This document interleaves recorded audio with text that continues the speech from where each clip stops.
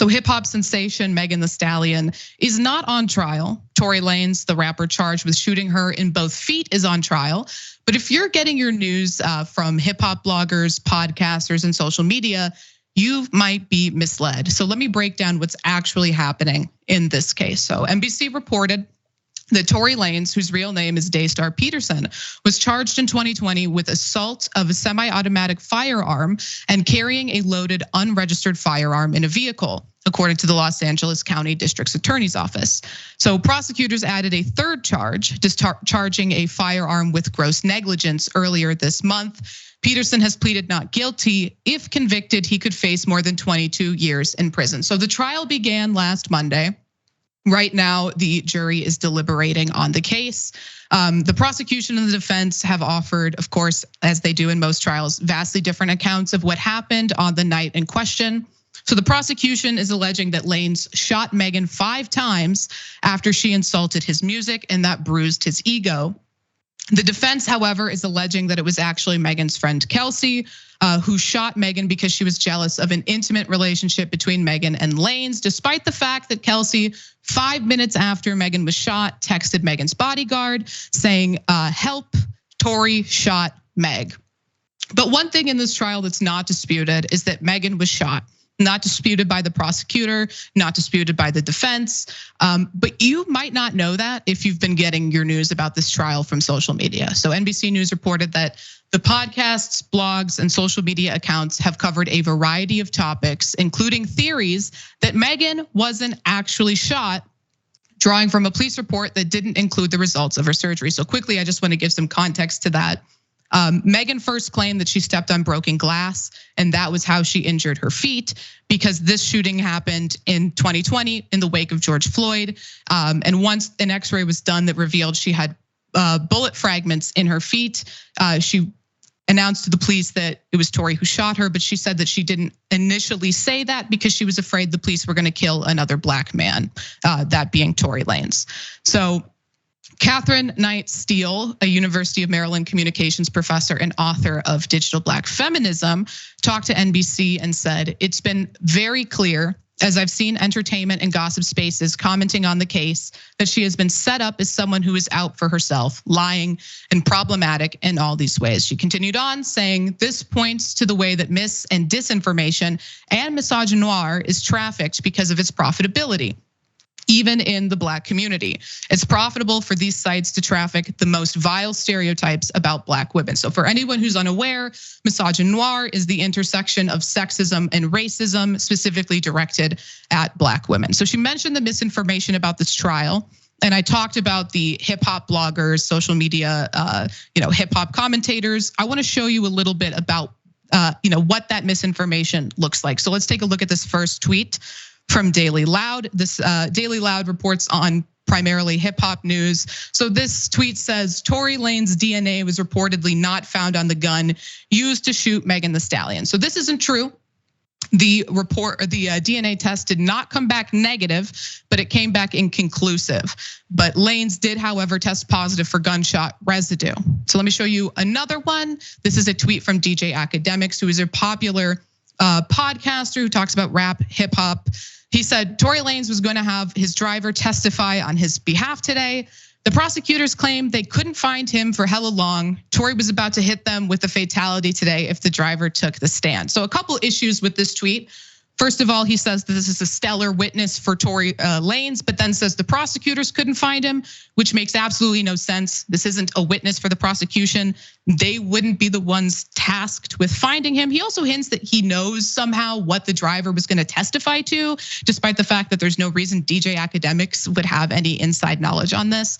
And Cenk, I'm gonna throw it to you, but I quickly wanna mention something I saw right before we went live, actually.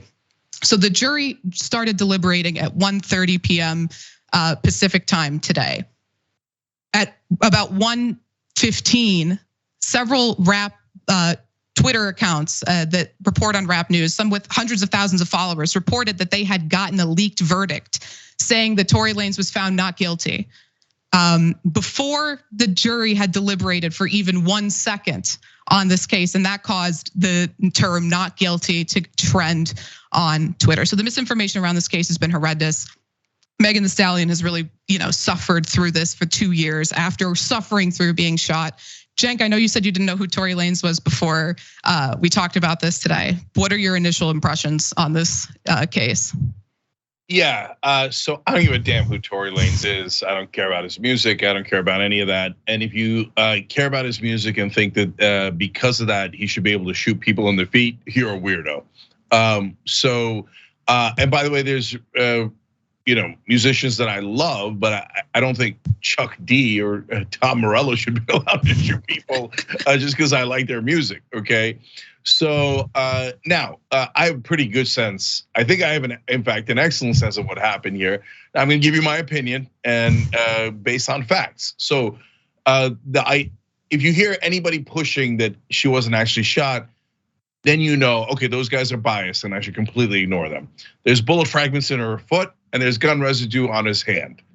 Come on, get real, okay? Now let's move to his defense of well, you don't know that I shot her. And he's had shifting defenses here. One was, well, her back was turned to us at that point. How does she know it wasn't somebody else that shot her? How could she have seen? Well, were there a lot of people shooting at her feet at the same time? Is that a thing that was happening? Oh, look, there's a sniper also shooting at her foot. No, she had just gotten out of the car that you guys were in. You were the only people there. So that's the weakest excuse ever. Okay, but then he switches the story to, well, how do you know it wasn't her friend Harris? Okay, and they were beefing and maybe it was her, okay? But wait a minute, you just changed your story. So the minute you change your story, I think, oh, okay, you're full of crap and you're trying desperate, weak excuse after desperate, weak excuse. Now, here's where the friend can make a big difference is, Rayvana just told you she had texted on that night, oh my God, Tory shot Megan. So there's no question about what she actually thinks. But apparently, Megan is alleging that Tory offered, I had to just look at my notes to remember his name.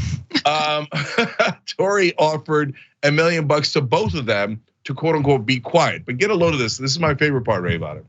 When they asked Harris, Megan's friend, who had texted that Tory had shot her, hey, is it true that you took $1 million to be quiet? She said, those weren't the exact words. Oh, okay, well, that settles that. Okay, yeah. So it appears she took the money, and that's why she's hemming and hawing on and pleading the Fifth Amendment over and over again. When it doesn't have to do with you. That doesn't make any sense. You're basically saying I got bribed and I don't want to implicate myself on the bribe when you take the Fifth Amendment. Yeah, and I'll just add, this trial has not been going fantastic for Tory Lanez. His star witness, who was an eyewitness account, a man who was across the street and watching the shooting from his window, testified that he saw Tory Lanez get out of his car and he heard 4 or 5 gunshots, which is the amount of times the gun was fired, and saw them come from Tory Lanez. So he's struggling right now. But we talked about all these different theories of the case and the harassment Megan's gotten. I was shocked when I saw this video I'm about to play this morning. I was shocked to see this person make a coherent point about this trial, but they say even a broken clock is right twice a day. So let's play that video.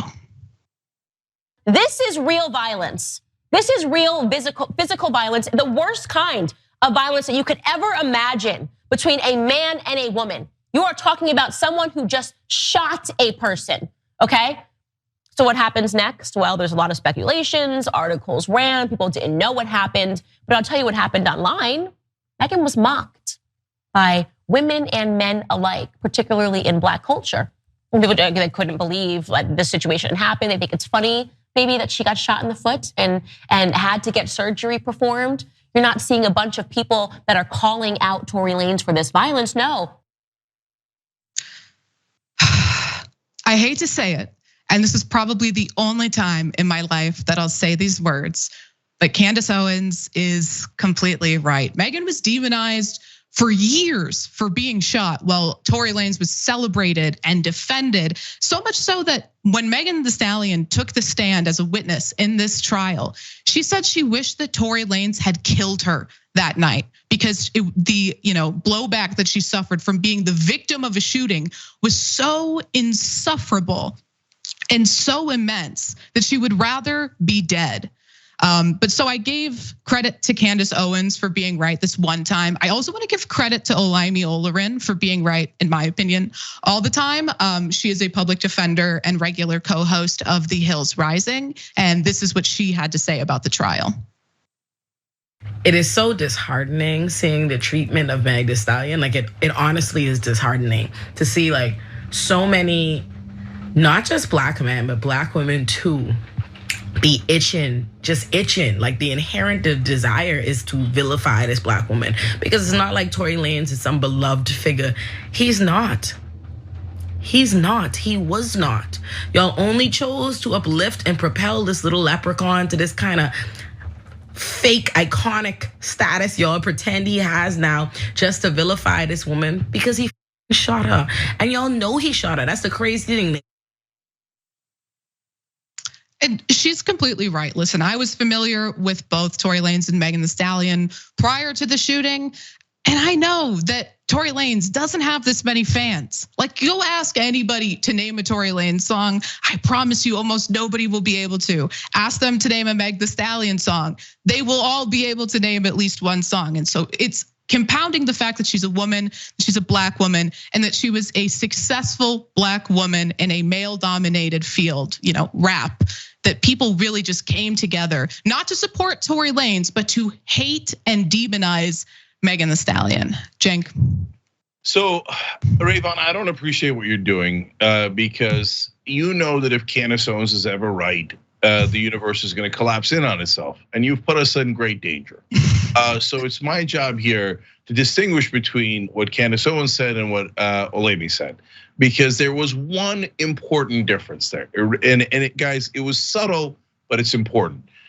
So when Candace started, I was like, okay, yeah, that makes sense. That's right. Defend Megan Thee Stallion. Why is this happening? It's wrong. The facts are clear. And it was a bit stunning that Candace Owens was saying things that are true. But then she made a turn and she said, this is about Black culture. I was like, oh, that's why she's on this story, to blame Black culture, because that's her grift. So she's just taking things that are true and adopting it to her grift, right? Whereas when you saw the second video from a progressive, sure, she mentioned, hey, look, this is a cultural issue, and it's not just about men in the community. But you could tell that it's her community, and she's a little heartbroken about it, and she's looking to fix it, as opposed to Candace Owens, which is looking to get white people to blame Black people. And if you only saw those two videos, you might not quite see it, you might miss the subtlety, but knowing the context and the history of every time Candace Owens talks about these issues, she just blames Black culture. And knowing the context of progressives like Olaimi, showing you how to actually engage in the community and make a difference and make things better and stand up for women as well, you can see that important difference. And to that point, look, I can't speak to the community at large for sure, obviously, right? But to me, from the very outside here, it looks more like a rap culture issue and a rap business industry issue than it does about a larger Black cultural issue. Because a lot of people are in the, whether he's popular or not, are in the Tory Lanez business, because apparently Drake's on his side, they've collaborated, etc. And my sense of it, Rayvana, is partly like, hey, if the powerful like Drake are on Tory's side, people are gonna wanna kiss that ass because that's where the money is. Yeah, and in Kelsey's case, that was apparently literally where the money was. Thanks for watching The Young Turks, really appreciate it. Another way to show support is through YouTube memberships. You'll get to interact with us more. There's live chat emojis, badges. You've got emojis of me, Anna, John, JR. So those are super fun. But you also get playback of our exclusive member-only shows and specials right after they air. So all of that, all you gotta do is click that join button right underneath the video. Thank you.